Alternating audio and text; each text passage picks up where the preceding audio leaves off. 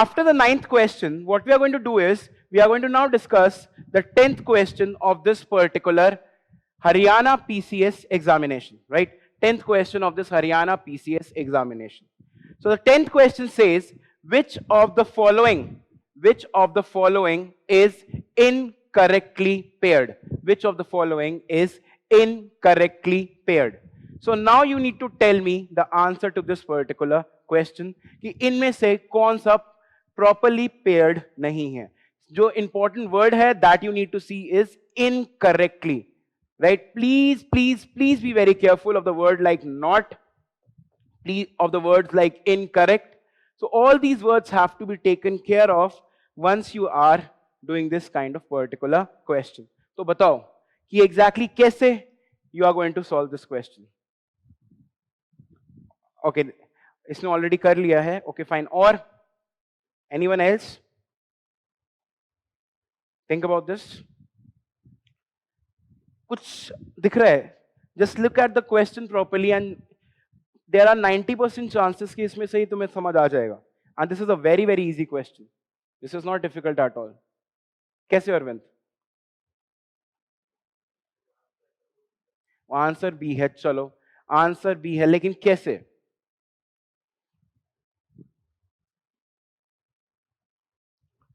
अच्छा, reason. Okay fine, चलो एक बात मैं मानता हूं, ईयर इज द रीजन. हाँ वो ना,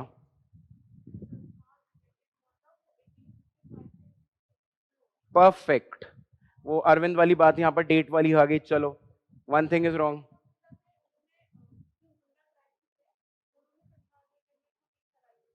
ठीक है, perfect. Point is, this option is very, very easy because this is also very famous. Birsa Munda.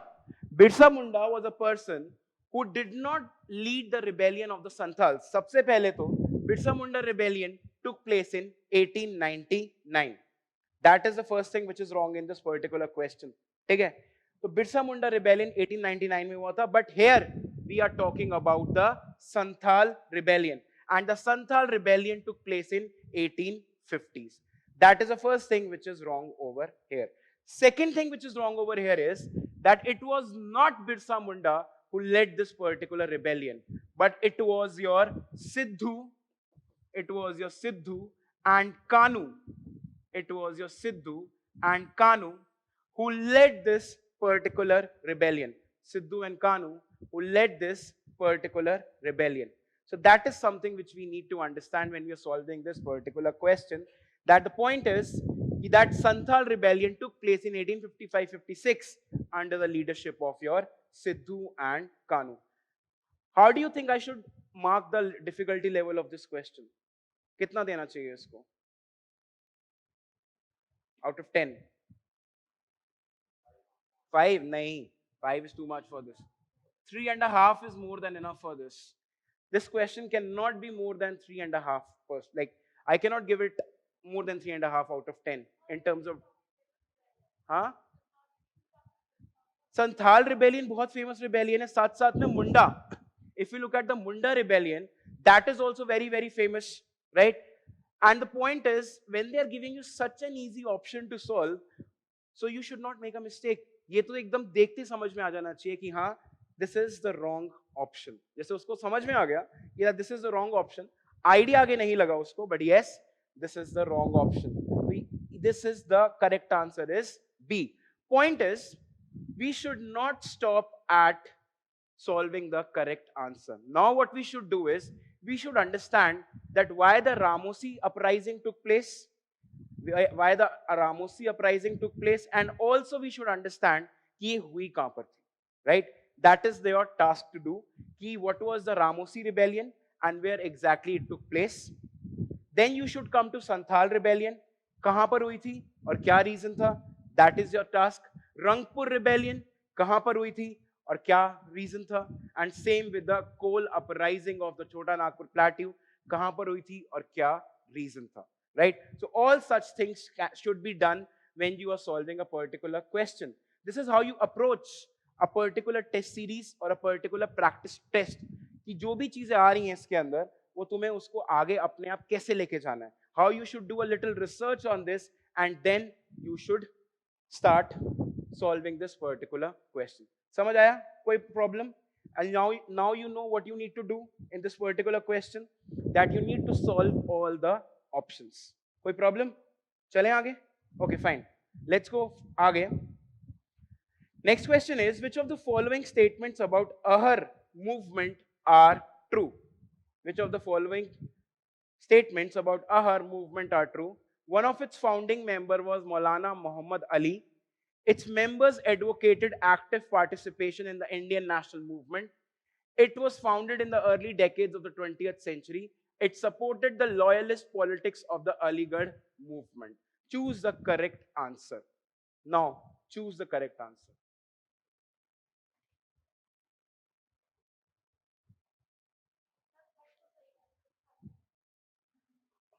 Okay, अच्छा थर्ड से हाँ this is again good this is good क्योंकि पॉइंट इज एलिमिनेशन वाले से थर्ड सब में ही है चलो सही है आई एग्री और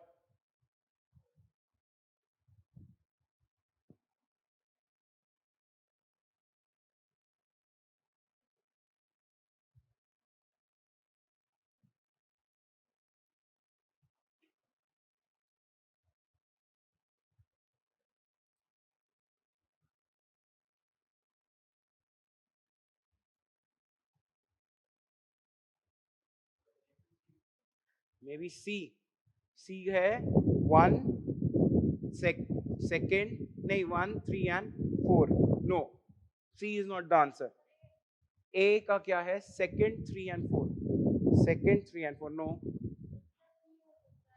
अब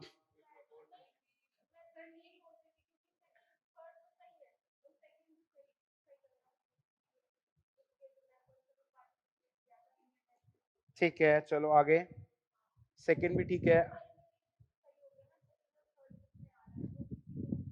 किसमें आ रहा है सिर्फ बी में आ रहा है बी सही है ओके और कोई ऑप्शन ये कुछ टाइपिंग मिस्टेक हो सकती है हाँ इनके आंसर्स में बताओ सोचो आई टेल यू देन जल्दी से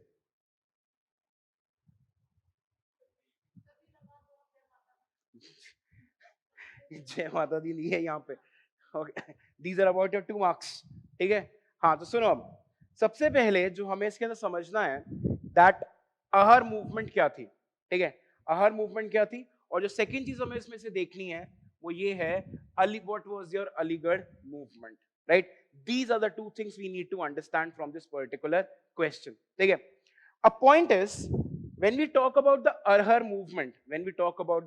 movement it was started in 1910 Arhar movement was started in 1910 so the third option becomes correct right third option becomes correct and one of its founder was Maulana Muhammad Ali so this option is also correct one of its founders was Maulana Muhammad Ali right third अब सुनो third option is third point of this particular Ahar movement is that it supported the national movement of India it said that we as a group are going to support the national movement of India which is going on in this particular time and these people later on are also going to side with Gandhi ji these people later on are also going to side with Gandhi ji in his Khilafat movement if you look at the major people in the Khilafat movement, you will find his name in that particular movement.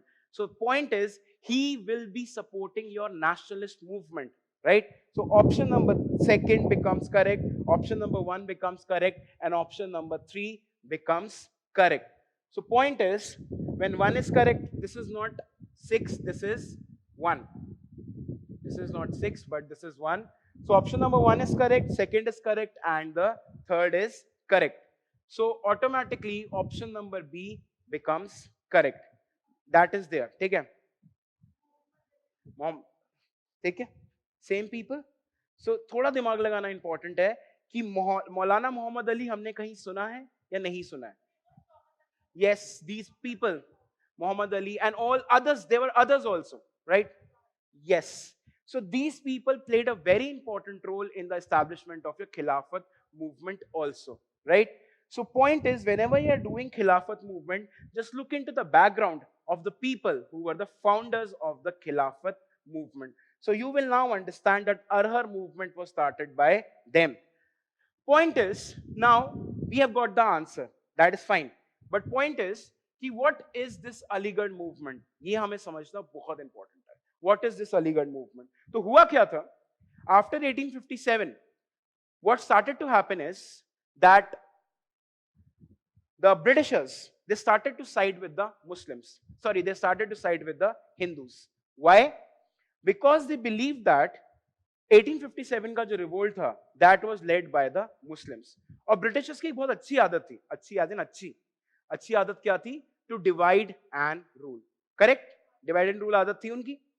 When there was this habit of divide and rule, so what they wanted to create was a rift between the Hindus and the Muslims. उन दोनों के बीच में problems create करना चाह रहे थे. तो अब क्या हुआ है? They started supporting Hindus more. They started giving more favors to Hindus. Like they started giving them more government jobs, higher positions and everything. And the Muslims were actually sidelined. So came in a person known as, yes, Sir Syed Ahmad Khan. Came in a person known as Sir Syed Ahmad Khan.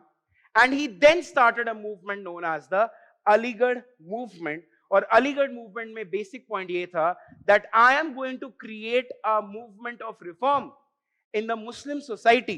I am going to create a movement of reform in the Muslim society, and through that movement of reform in the Muslim society, I will teach them to become modern, and at the same time, I will teach them to support the Britishers. So that is why Sir Syed Ahmad Khan was sometimes also seen as someone who might have sowed the seeds of partition. जिन्होंने partition की seeds को भी कहीं ना कहीं उगाया होगा. उन्होंने बोला कि that the Muslims should remain loyal to the Britishers.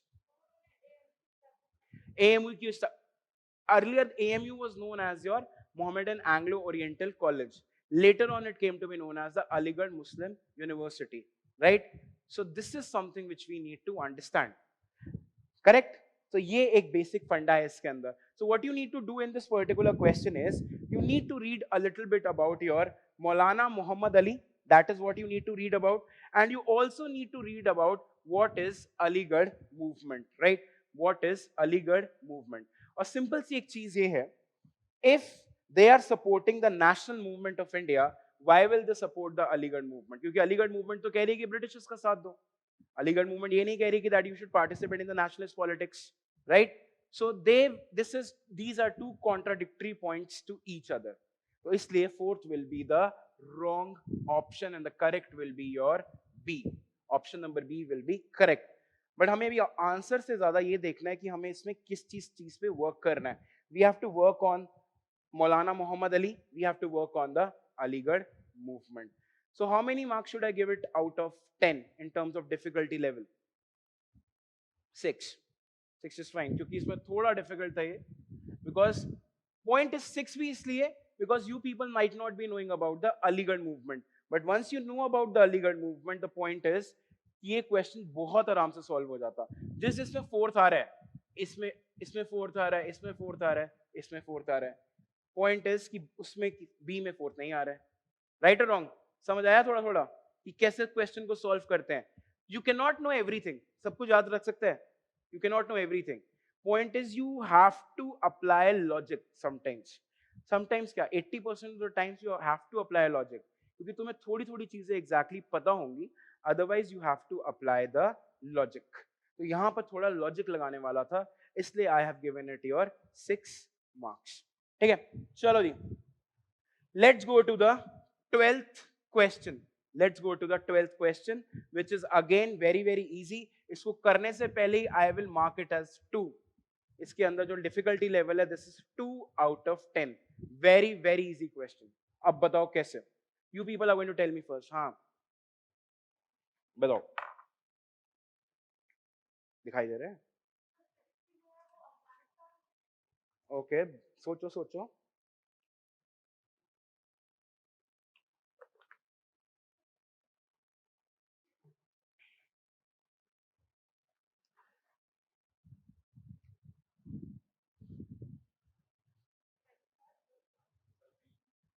B okay, B में ओके, बी सेकंड, ठीक है।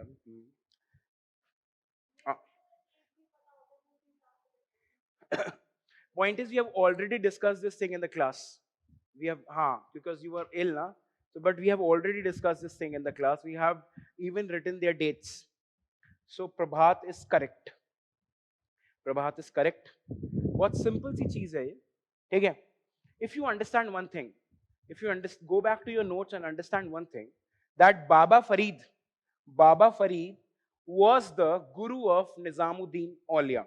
Baba Farid was the guru of Nizamuddin Aulia. So he has to come before Nizamuddin Aulia. So he has to come before Nizamuddin Aulia. So third has to come before fourth. Third has to come before fourth. The first option तो गया बाहर. It goes out of the window. ठीक है? B तो ठीक है, लेकिन और भी में भी B, ये देख, थर्ड इसके बाद फोर्थ के बाद आ रहा है, यहाँ भी थर्ड फोर्थ के बाद आ रहा है. तो ये तीन ऑप्शंस जो हैं, जो हमारे करेक्ट हो सकते हैं, ये हमारे करेक्ट हो सकते हैं. बट द पॉइंट इज, ये करेक्ट इनमें से सिर्फ बी है. वो क्यों है अभी हम देखते हैं, क्यों बी करेक्ट है. प्रभात की बात हम देखते हैं. सोचो. सो ये हमें पता लग गया that Baba Farid and Nizamuddin Auliya. Options हमारे आने चाहिए 3 और 4. हमारे पास अब बच गया option number 1 and option number 2. Option number 1 and option number 2. If you people remember the name of the founder of the Chishti Silsila in India, that was your Sheikh Munuiddin Chishti. Sheikh Munuiddin Chishti. That was the founder of the Chishti Silsila. And this particular person is the same person. His full name was Shizi. His last name was Shizi. He's from that northeastern part of India only. He's coming from there only. Correct. But the point is, his full name is Sheikh Munuiddin Chishti Sizi, right? So he's the founder. And Baba Farid and Nizamuddin Aulia, they belonged to your Chishti Silsila. So point is, now second has to come before your third. Second has to come before your third because he is the founder of Chishti Silsila. So second has to come before third. Or second is coming before third in 2 options. C भी हमारा eliminate हो गया. Now second is coming before third in 2 options. अब हमें फिर थोड़ी difficulty हो गई कि exactly ठीक कौन सा होगा. क्या लगता है अब? वैसे प्रभात तूने क्यों बोला था B? पढ़ा हुआ है. ओके, पढ़ा है, लेकिन फिर अभी भी पूरा सॉल्व तो नहीं हो रहा ना. एक सीक्वेंस बन गया, अभी भी एक डॉट मिसिंग है. या तो ऑप्शन नंबर बी हो सकता है या ऑप्शन नंबर डी हो सकता है. अभी भी पढ़ा हुआ है, अग्री. बट अभी बता कि अब क्या. अब तो 3 हमने चीजें कर ली, जो एक लॉजिक सीक्वेंस बन गया. अब क्या?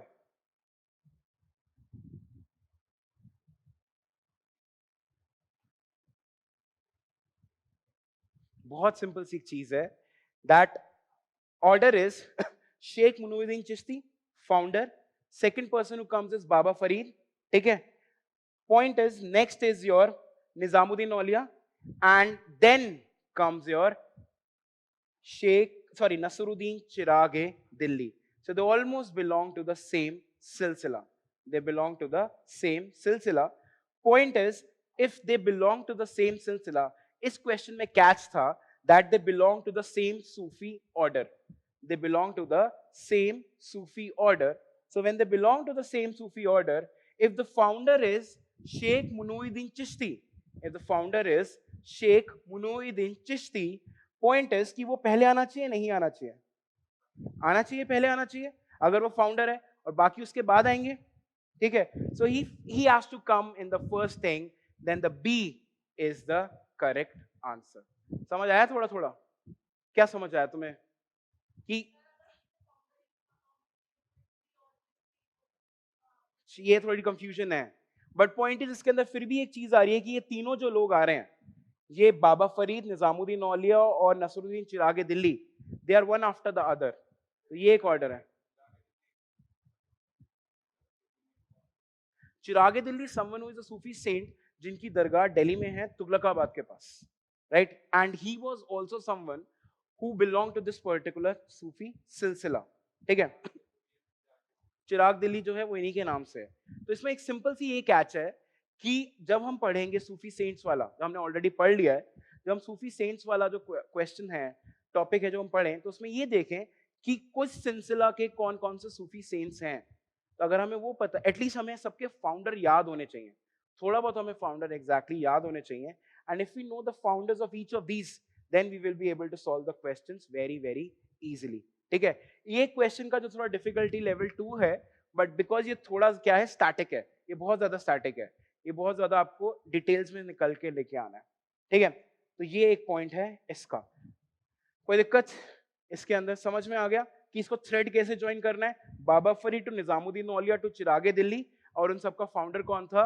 योर शेख मुनूउद्दीन चिश्ती, उस full name was चिज़ी।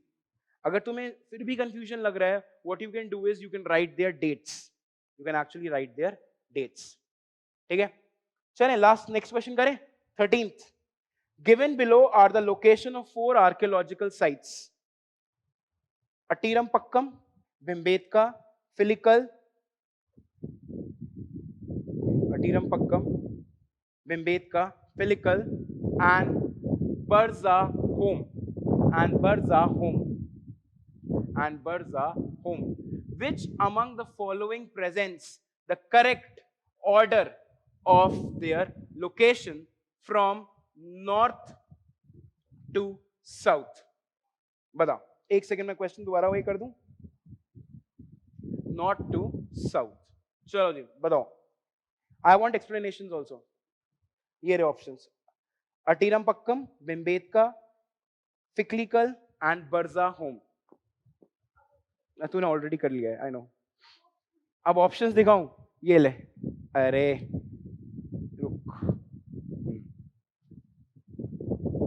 बर्जाहोम is the last option, और ये रहे तुम्हारे क्वेश्चन के ऑप्शन।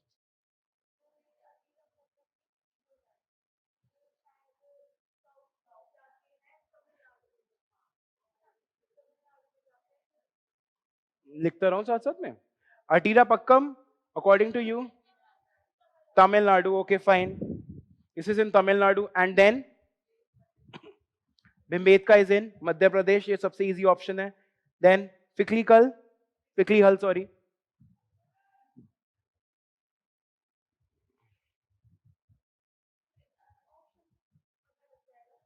देखो अब देखो,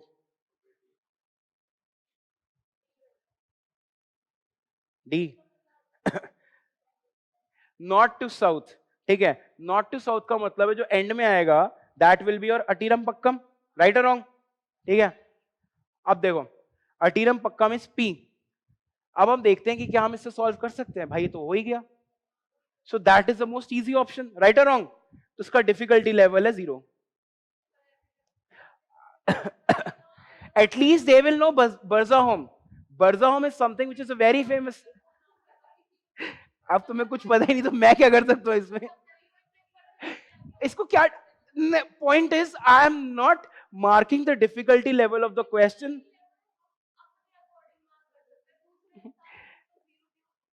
लेकिन पॉइंट इसकी ऑप्शंस देख के भी तो कर सकते हैं।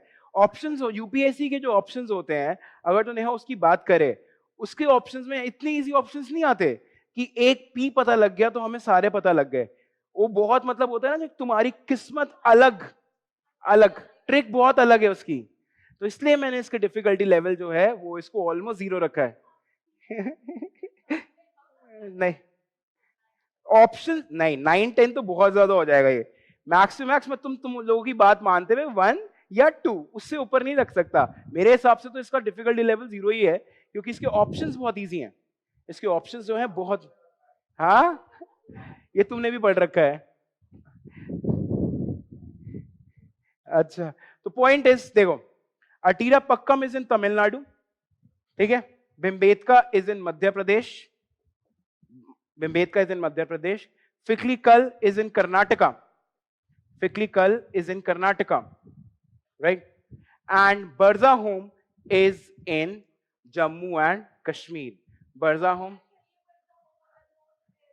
ये साउथ में हो गया। अब देखो, Burzahom is in Jammu and Kashmir, and Burzahom का ऑप्शन क्या है? बर्जाहोम का ऑप्शन है एस, लेट्स सी कि एस में कौन कौन से आ रहे हैं। एस में ए आ रहा है और डी आ रहा है, राइट। क्वेश्चन हम ऑलरेडी सॉल्व कर चुके हैं। अगर हमें सिर्फ बरजाहोम पता रहेगा तो we will be getting confuse. लेकिन हमें एक चीज समझनी पड़ेगी that Bhimbetka is the central Indian painting site, central Indian painting site.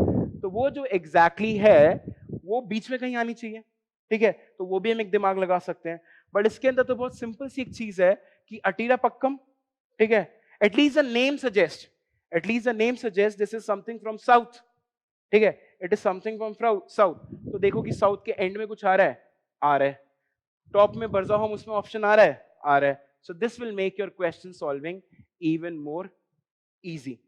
तो इसी तरीके से what you need to do is कि तुम्हें किसी ना किसी तरीके करके, if you even do not know all the options, at least एक या दो ऑप्शंस तुम्हें पता होंगे, अब उनके थ्रू तुम्हें उसको सॉल्व करना है, ठीक है। चलो let's go to the 14th question. Which among the following is a term that emerged during the 18th century in connection with the agrarian system, which basically meant a contract by the revenue of an area was framed out to the highest bidder. Revenue of an area was framed out to an highest bidder. What was the name of that particular phenomenon? No. Okay, fine. इजारा बटवाए। Okay, बस मत तुक्का है। चलो सुनो, अब हुआ क्या था कि there was this Mughal emperor from 1712 to 1713. His name was Jahandar Shah. So when his name was Jahandar Shah, तो क्या करा उसने क्या बोला कि मेरे से तो अपनी लैंड संभल नहीं रही है, तो मैं तो किसी काम का हूं नहीं, तो एक काम करते हैं, I should give my land to others. तो उसमें मैं क्या करूंगा, I will auction a particular land. सबने आईपीएल ऑक्शंस देखे हैं? I will auction the particular land. तो उसने क्या करा, एक पीस ऑफ लैंड लिया और उसको ऑक्शन करना स्टार्ट कर दिया। So when the auctioning is going on, everybody knows that कि ऑक्शन के अंदर क्या होता है, the price of that particular commodity rises by 10 times, 20 times, 30 times, ठीक है। कितना भी टाइम वो इंक्रीज हो सकती है, ठीक है। तो हुआ क्या कि इसमें जो भी उसकी हाईएस्ट बिडिंग करता था, जो भी उसके सबसे ज्यादा पैसे लगाता था, वो लैंड उसको मिल जाती थी, ठीक है, वो लैंड उसको मिल जाती थी। And that is why this system came to be known as the ijara system, और इसका एक और नाम है which is known as your revenue farming, which is known as your revenue farming. Ijara system, और it is known as your revenue farming, जहां पर you are giving the land to the highest bidder on a contract. अगर वो आपको उतने पैसे नहीं दे पाया, then you take the land back from him, and then what you are going to do is you are going to actually give the land to the other person. So this was known as the contract farming. तुम लोगों का काम क्या है? You need to find out. Ijara, I have told you, is your revenue farming. You people now need to find out what is patta, call and takshees. Patta, call and takshees. वैसे मैं पूरा नहीं बताऊंगा. I'll just give you a hint. पट्टा, पट्टा क्या होता है? कपड़ा, ठीक है। और उस लैंड के अंदर वो जरूरी नहीं है जो पट्टा है, पट्टा is a kind of an agreement, is a document of agreement, जिसके अंदर क्या होता है कि अगर मैंने किसी से एक कमर्शियल प्रॉपर्टी है, वो रेंट पे ली है, जैसे ओल्ड दिल्ली में अभी भी चलता है ये, तो क्या होता है, पगड़ी या पट्टा। पट्टा मीन्स अ क्लॉथ, उस पर नाम लिख देते हैं। जैसे अभी तुम लोग रेंट पे रहते होगे, जैसे पीजी में रेंट पे रहते हो जो भी, तो उनको एक अग्रीमेंट साइन करना पड़ता है। सो पट्टा is a kind of an agreement between the owner and the tenant, ठीक है। तो वो हाँ, एक डीड, लीज डीड जैसे होती है ना, that is a kind of a patta. Patta means a qabuliyat on a piece of cloth, तो उसे पट्टा कहते हैं। बाकी कॉल और तखशीसीस क्या है, you people need to find out and then tell me, ठीक है। तो इसका जो ऑप्शन है दैट इज योर डी और your ijara farming, and it started during the time of Jahandar Shah. It started during the time of Jahandar Shah, right? तो इसमें से दो क्वेश्चंस तुम्हारे सामने के सामने बन गए, और they can actually give you what do you understand by the term ijara? What do you understand by the term ijara? So then वो भी एक क्वेश्चन बन सकता है, नहीं बन सकता? अगर हम क्वेश्चंस का लेवल अगर यहां पर देखें, वी कैन एक्चुअली सी कि they are not very difficult level question, they are quite easy as compare to UPSC. I am not saying कि बिल्कुल ही इजी है, but as compare to UPSC they are quite simple. तो हमें यहां पर एक इजारा बन सकता है। सेकेंड क्वेश्चन ये बन सकता है, who started the ijara system? So it was started by your Jahangir Shah. In which year? Right? तो बेचारा रहा ही कुछ नहीं था, इसको ना मार दिया था, मतलब ऐसा मार दिया था, और इसकी आत्मा जो है ना, वो ऐसा कहते हैं कि आज भी रेड फोर्ट के अंदर है। तो ये एक चीज है, ठीक है। चलो let's go to the question number 15th। ये इजी है, this is very easy. With reference to the Mughal administration, which among the following options is connected to the features of Mansabdari system? Connected to Jat and Sawar is the correct answer. Perfect. But अभी तीनों तुम्हें खुद ढूंढने, I'll explain the top one. ठीक है? So what happens is, सबसे पहले हमें इसमें ये समझना है that what is Mansabdari system? What is Mansabdari system and who started the Mansabdari system? किससे start करा था? Akbar, right? So Mansabdari system was started by Akbar, right? So when Akbar started the Mansabdari system, उसमें क्या था?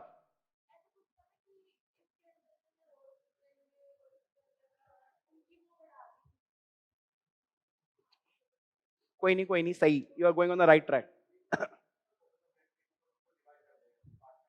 Perfect, ठीक है।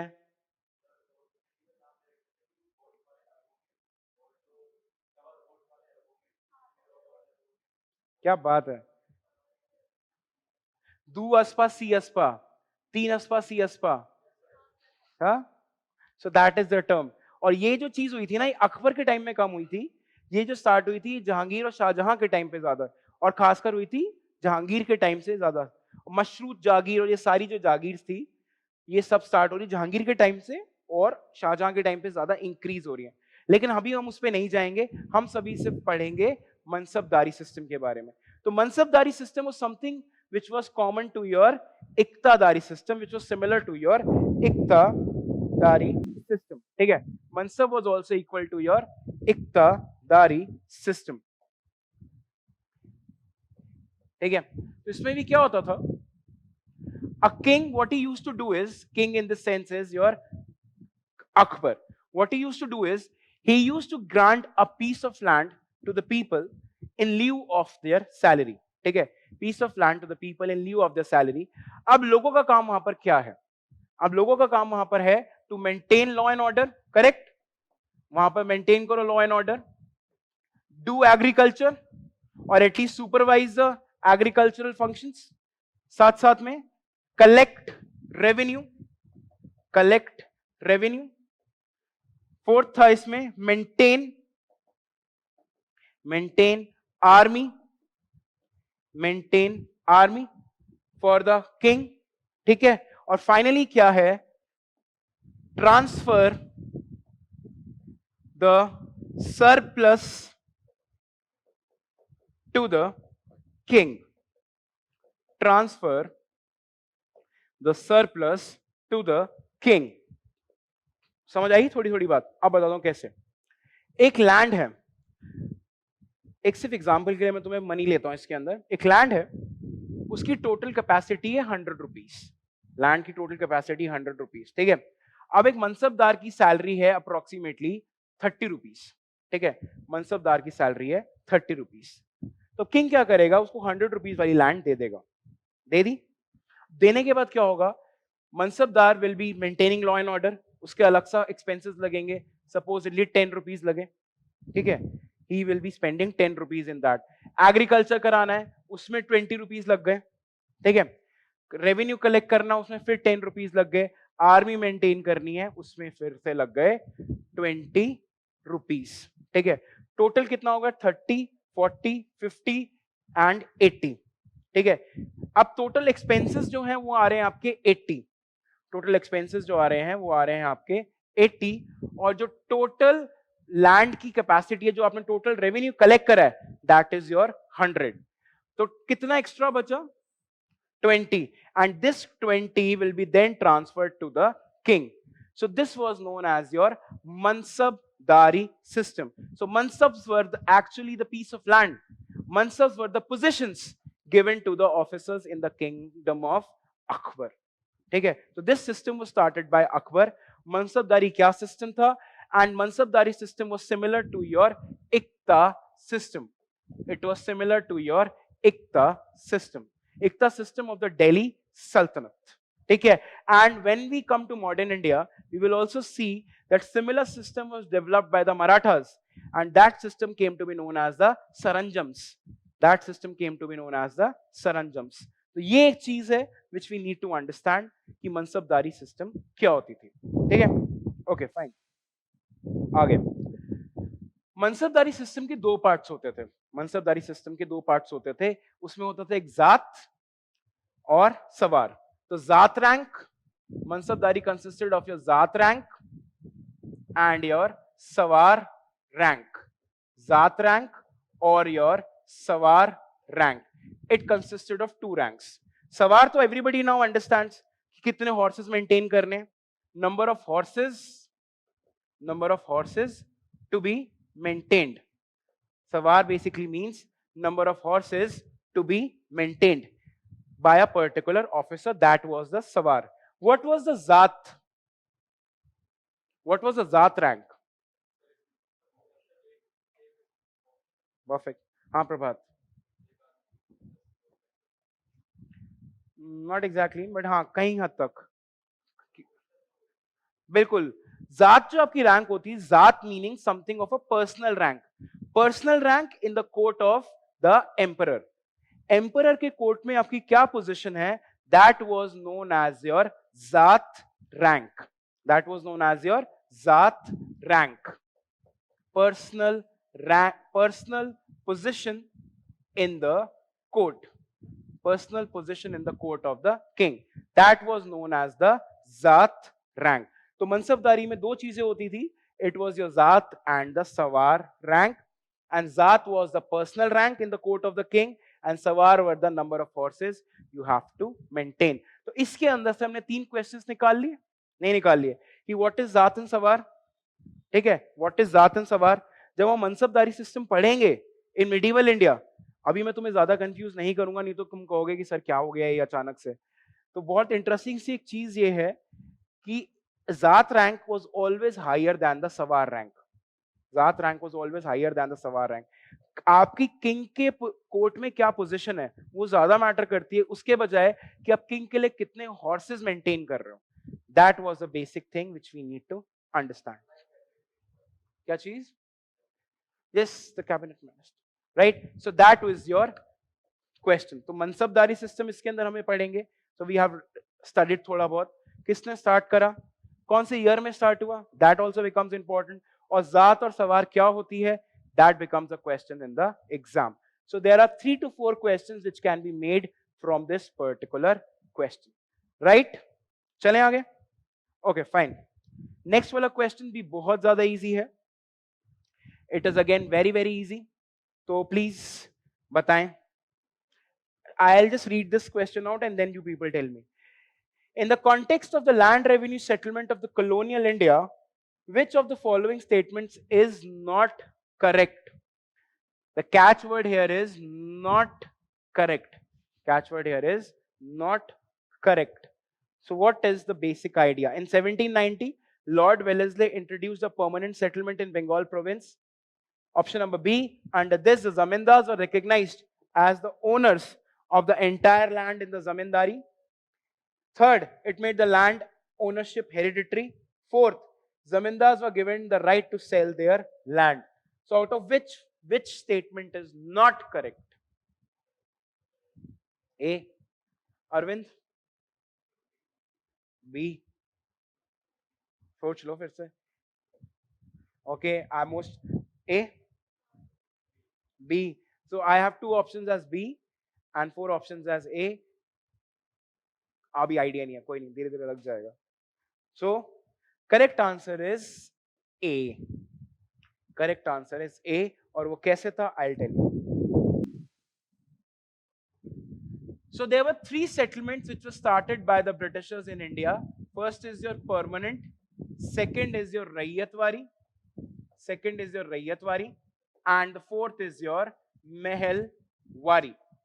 Fourth is your Mehelwari, right? So these were the three settlements started by the British. Okay. Now let me tell you that how exactly the permanent settlement was. How exactly the permanent settlement was. So Britishers, they were as usual at the top. Okay. Britishers were as usual at the top. Point is, now there were zamindars. Now there were zamindars, and at the bottom were the peasants. At the bottom were the peasants. Correct? So, in the zamindari system, what used to happen is permanent settlement was also known as the zamindari system. Okay. In this particular system, what was done is that these zamindars, they were made the owner of the land. They were made the owner of the land. So when somebody is the owner of the land, तो क्या उसकी जो वो cell भी कर सकता है, right? कर सकता है, नहीं कर सकता? और साथ साथ में उसके बच्चे लेंगे वो लैंड, हेरिडिटरी हो जाएगी. तो आपके दो ऑप्शंस यहाँ पे करेक्ट हो गए. So when he is the owner of the land, so it means it is the hereditary land and he can actually sell off this particular land. तो ये एक बेसिक चीज है which we need to understand. So this makes two options correct. साथ साथ में क्या था that permanent settlement के अंदर peasants used to do all the work, although the land was owned by the zamindar. Peasants used to do all the work, and the revenue from the lands was paid by the peasants to the zamindars. ठीक है? जमींदार उन्हें कहता था कि एक काम करो, मेरी जमीन पे आओ और इस पे काम करो, ठीक है, और जो भी रेवेन्यू है मुझे दे देना. इट्स लाइक ठेका, राइट? कॉन्ट्रैक्ट. जो भी रेवेन्यू मुझे दे देना, और रेवेन्यू कलेक्ट करके what the zamindars used to do is they used to give it to the Britishers. They used to give it to the Britishers.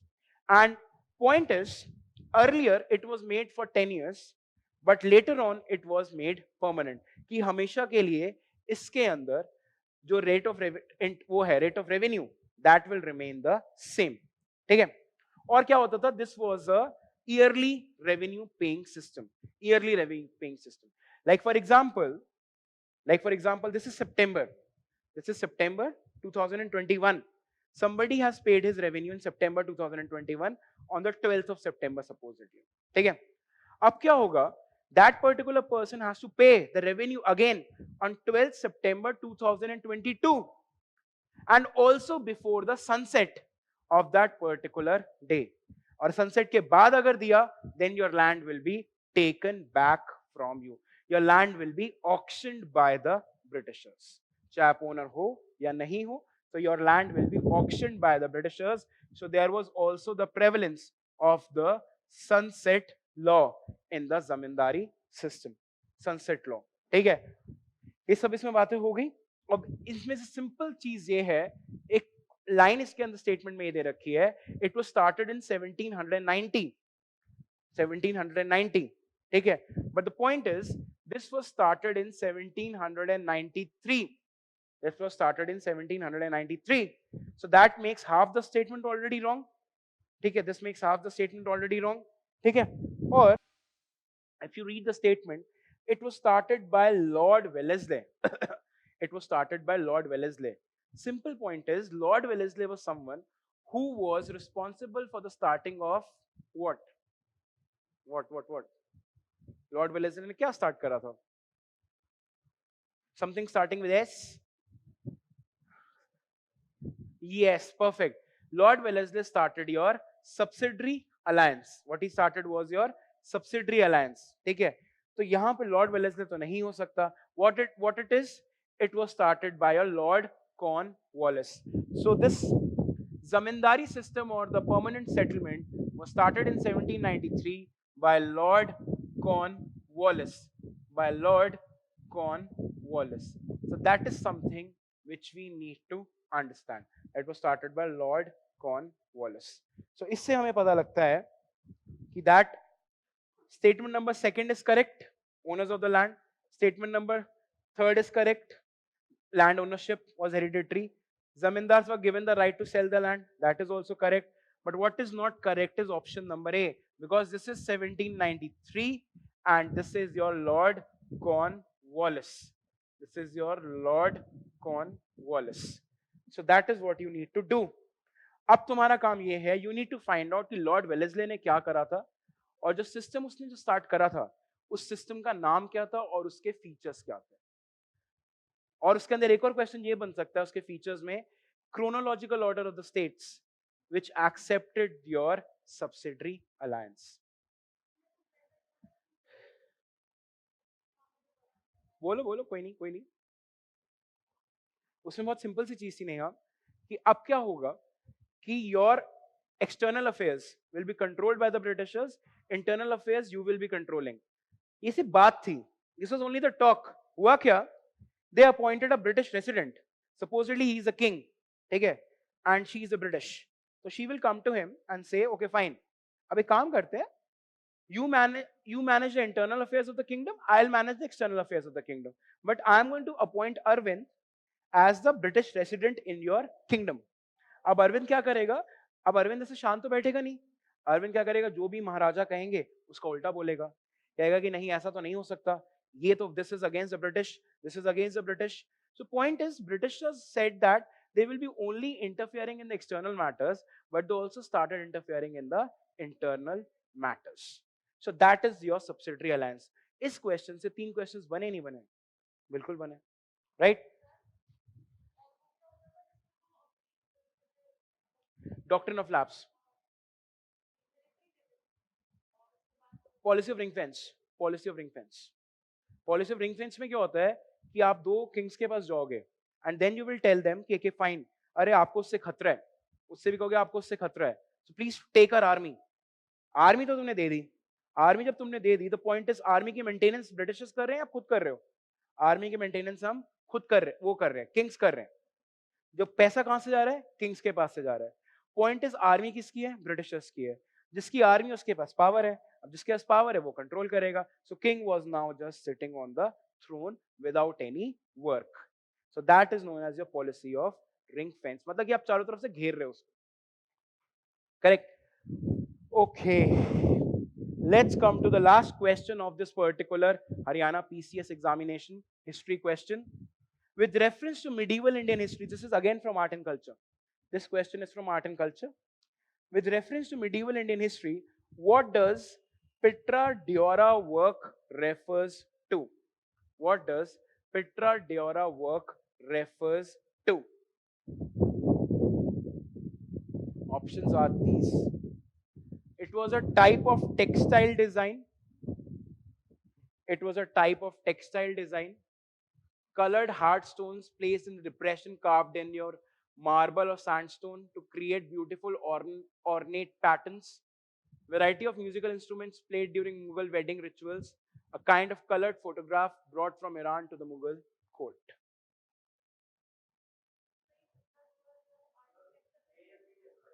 अच्छा, ए या बी में से कोई है? क्यों नहीं हो सकता?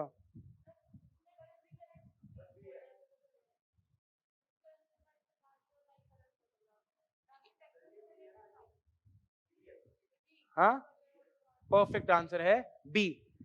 Everybody has been to Taj Mahal. कभी ताजमहल गए हो? कोई कोई. So you must, I will draw this but point is don't laugh. ठीक है, आई विल शो यू कि कैसे. ताजमहल में you must have seen the designs on the wall. ऐसा लीफ रहेगी. हाँ, ऐसे ऐसे तुमने डिजाइन देखे मार्बल के ऊपर ब्लैक कलर में. ठीक है, तो उसमें पहले क्या होता था कि उसके अंदर जैसे लीफ है तो लीफ के ऊपर वो क्या करेंगे, वो ऐसे ऐसे करके, ऐसे जैसे लीफ का ये डिजाइन है तो लीफ के ऊपर ऐसे छोटे छोटे छोटे छोटे होल्स करेंगे और इसके अंदर वो क्या लगाएंगे, your precious stones. Precious stones कैसे? Lapis lazuli. Lapis lazuli was a blue coloured stone from Afghanistan. तो छोटे छोटे स्टोन्स यहाँ पर लगाएंगे. या फिर एक काम करेंगे, जैसे ये प्लांट है तो प्लांट का जो ये पूरा का पूरा ये डेकोरेट करेंगे उसको बहुत ब्यूटीफुल वर्क से. राइट? जैसे सूट्स होते हैं ना, सूट्स होते हैं जैसे जो मुस्लिम वीवर्स बनाते हैं जो सूट्स, उसके ऊपर भी छोटे छोटे छोटे वर्क होते हैं, स्टोन्स लगा रखे होते हैं, मिरर्स लगा रखे होते हैं. That is known as a pietra dura work. That is when you beautify a particular painting done on the hard wall. So that is your option number two. कोई लोग उस पर गोल्ड भी लगाते हैं, हल्का हल्का गोल्ड प्लेटेड भी करते हैं उसको, ठीक है। कोई इसमें छोटे छोटे स्टोन्स लगाते हैं, कोई उसमें पर्ल्स लगाएंगे। So that was known as the pietra dura work and this is related to the Mughal architecture. जितना ज्यादा आपके पास पैसा होगा उतना ज्यादा मॉन्यूमेंट्स को सजाओगे। दिल्ली सल्तनत के पास इतना पैसा नहीं था तो मॉन्यूमेंट्स को नहीं सजाया। सजाया किसने अपने मॉन्यूमेंट्स को? सजाया हमारे मुगल्स ने, क्योंकि उनके पास तो बहुत पैसा था। So that is something we need to understand, right? So with this, we come to an end of the discussion of your Haryana PCS history questions. I hope you enjoyed this particular journey, and we will meet with other topics and other examination discussion in the future. Thank you, and have a very nice learning experience.